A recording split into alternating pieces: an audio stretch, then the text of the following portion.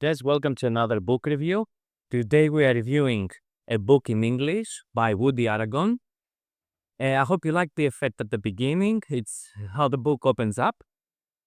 And this book is really heavy for its size. I have to tell you that. Now, let's take a look. The book is hardcover one. It is 371 pages long. And this book is great. Let's see the first thing that they go through, which is an invention by Woody Aragon, the Separagon. Separagon is a way to separate cards, either red from blacks, face up from face down cards, that doesn't require any sleight of hand.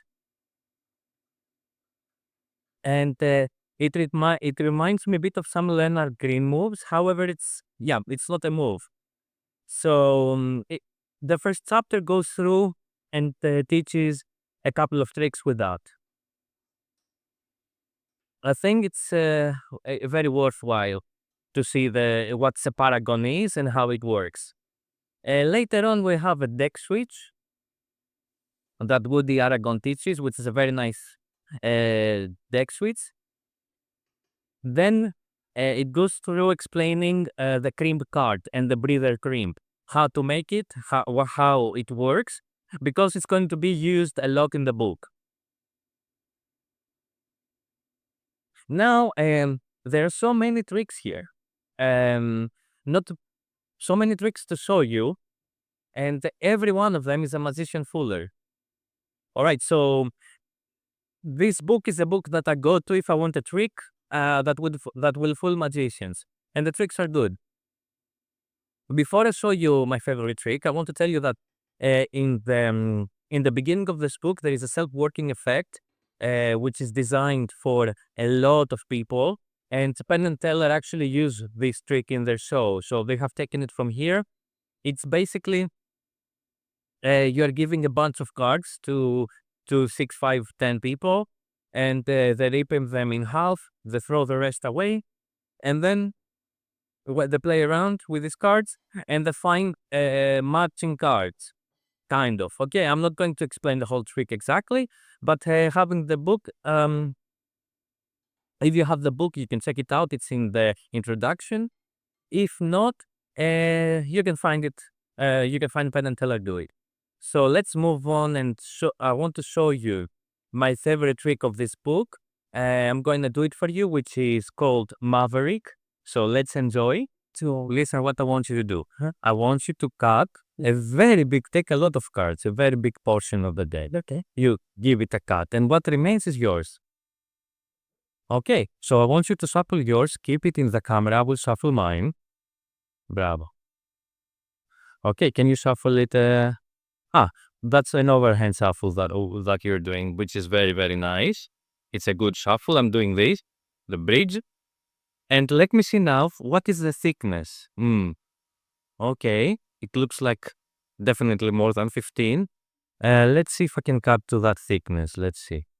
Okay, so 1, 2, 3, 4, 5, 6, 7, 8, 9, 10, 11, 12, 13, 14, 15, 16, 17, 18. I got here 18 cards, right? All right, so let's see how much you have. 1, 2, 3, 4, 5, 6, 7, 8, 9, 10, 11, 12, 13, 14, 15, 16, 17, 18. So I knew it was about more than 15, but with a feeling, I got exactly the same amount of cards that you have. So now I don't want to touch the cards. I'm going to do it with my eyes, without my feeling. So what I want you to do is take the deck and count more. How many were there? 18? Yes. Count more than 18. You can stop at 19, 20, 25. But to keep it short, not much more. Okay, I'm going to turn away, and I'm speaking as well, so I'm not going to hear the flap of the card. Tell me when you are done. When you passed 18, at some point, stop and tell me that you are done. I keep speaking, so I won't hear the dealing, because the mic thing got counted. You're done. Okay. Now you're just going to show me the thickness. Show me. Yes. Okay. And this is the card you dealt. Yes. From here. Yes. Okay, put it here. In the top. Yeah, and put this on the top. No, this one on the top. Now we have secured the packet. I will never touch this packet again, right? Yes. Now only with my eyes, maybe I'm lucky and I will be able to cut exactly the cards that you have. Tell me before I start counting. 24. 24. 1, 2, 3, 4, 5, 6, 7, 8, 9, 10, 11, 12, 13, 14. I mess it up. 1, 2, 3, 4, 5, 6, 7, 8, 9, 10, 11, 12, 13, 14, 15, 16, 17, 18, 19, 20, 21, 22, 23, 24 in Ducky. So, My God, how can you? let's do something else. This ability to tell how many cards are in the deck helped me find the selections, Yeah. right? This is one of the skills that magicians use. So please take out any card. Show it to the camera as well. Okay. And I want you to put it into the deck. And I'm not going to control it or anything. The card will stay somewhere inside. But I remember where you put it. So I'm going to show you now with one finger. Let me square. One finger. I will cut exactly to your card. Is your card? Okay, so that was a great trick. I bet most people will be fooled by that. I love this trick. It has some great and amazing combination of principles, and every trick is like that. It has a trick that you're guessing the winning poker hand. A spectator shuffles and deals. You don't touch the cards, but you are able to predict who's gonna win. There is another trick that you are able to tell exactly which cards the spectator has in their hand after taking some. But the procedures in this, they really throw you away to find out how this is done. Sci-Fi is an amazing trick. I think you should check if you ever buy this book. After these tricks, we have some gimmicked magic in here with gimmicked cards. And then we have some theory on some principles. For example, it explains the Penelope principle. It explains the stay stuck,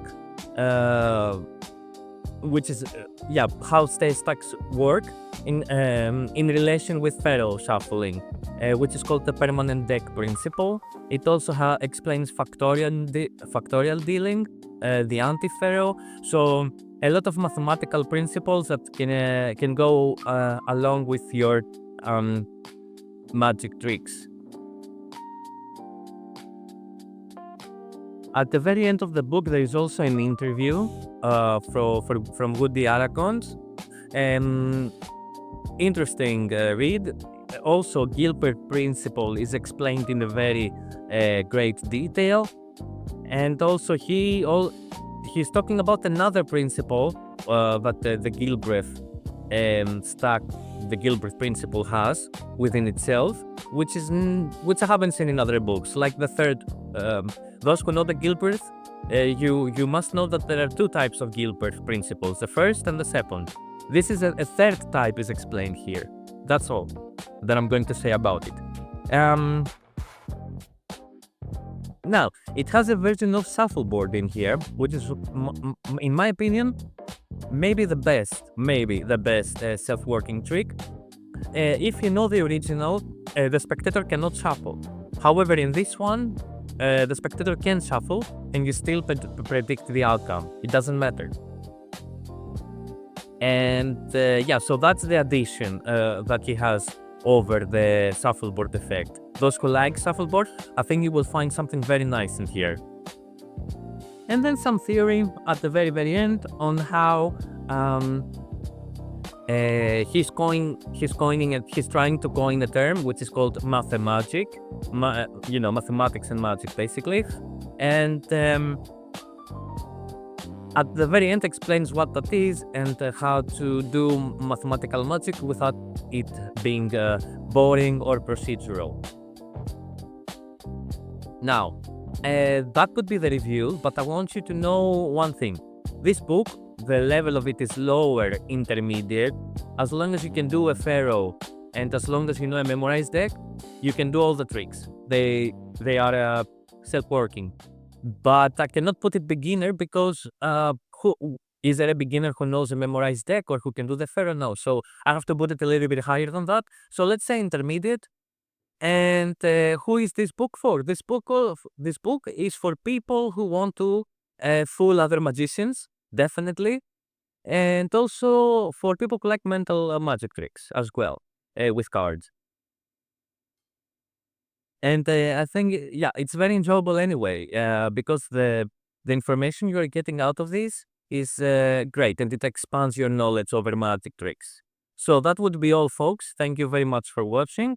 And I'm going to, if you come, I'll see you in the next one. Cheers.